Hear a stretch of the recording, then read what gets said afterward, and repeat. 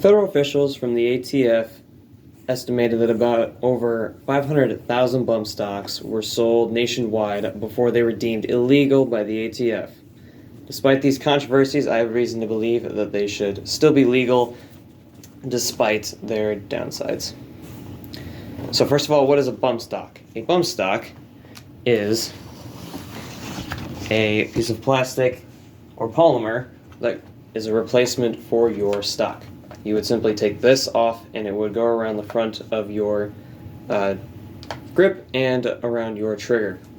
And how these work is there's a little bit of plastic that goes right next to the trigger, and when you would hold the trigger, the firearm would recoil against you, and as it pushes back, you have enough room when it recoils to trigger another round to go off from the firearm. So all you do is hold the trigger, and that's what would cause a fully automatic fire.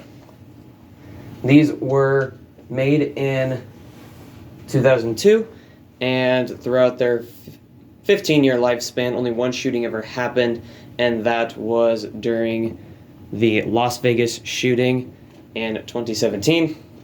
And since then, they were then banned a year and a half later in 2019. Their original purpose was to promote the Second Amendment, as it is, everyone knows, the right to bear arms, a well-regulated militia being necessary to the security of the state, the right of the people to bear arms shall not be infringed.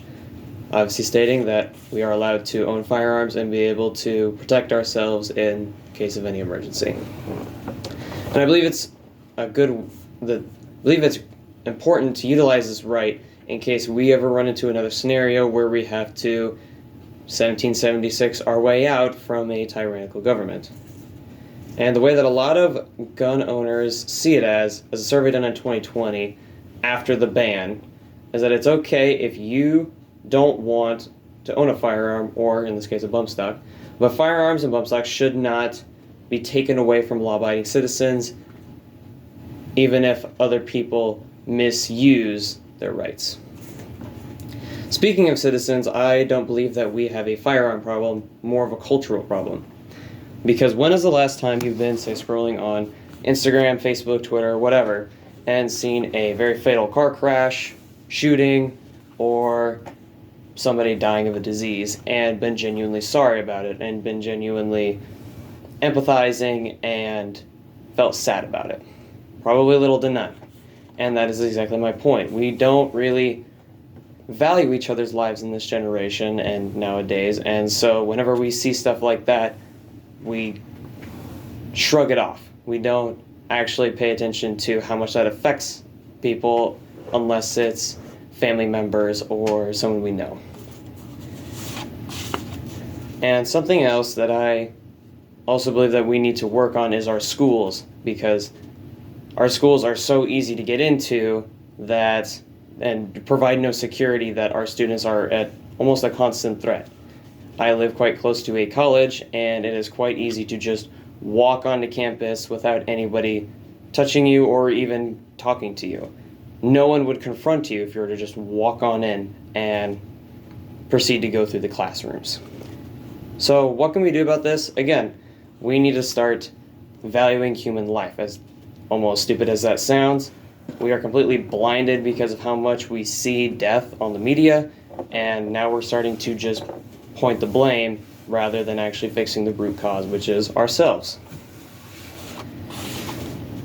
And it's also not hard for criminals to increase the fire rate of their weapons, because there's two different main ways that allow criminals to increase the fire rate on their firearms. First of all, being binary triggers. Binary triggers are a completely legal thing for you to buy, and what that causes is something called burst fire.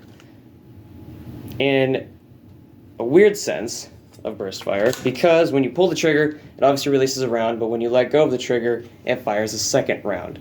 Meaning you could pull the trigger only 10 times, but 20 rounds would be fired out of this rifle. This is just an airsoft replica, not a real firearm. Second of all is changing out the bolt. Now the bolt is what allows a firearm to rechamber a round, and it is much simpler to change in a real firearm, because they can be made by a CNC machine, or you can find them via ways like criminals will sell them in arms deals and things like that. So criminals can still get a hold of fully automatic weapons. Our country also has a large habit to focus on firearms in terms of crimes. Why is it that when one person misuses or abuses their rights, that everyone else has to give up on their own? And I use this in the case for bump stocks, as there was only one shooting over 15 years that they were available, and yet things like the amount of times people die from alcohol, vehicles, even knives, which come over to 10,000 deaths a year, according to Statista.com. Yet, obviously, everyone still is allowed to utilize these things, even though they cost significantly more deaths. In closing, we should reevaluate the way we look at bump stocks and firearms in general, as their purpose is to provide us protection and allow us to hunt, allow us to promote our Second Amendment right to defend ourselves against the government, or in the ever case of an emergency.